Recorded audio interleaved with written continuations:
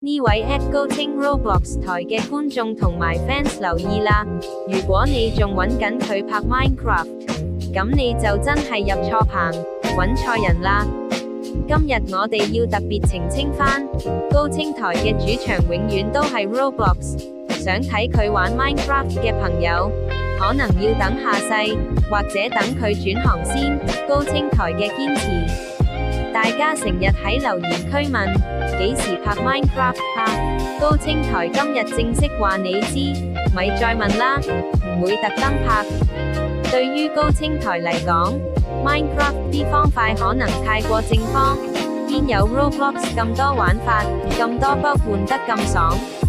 尤其係都市線自由駕駛，揸下 MTR， 趴下車頂，睇下啲車門消失，呢啲先係男人嘅浪漫。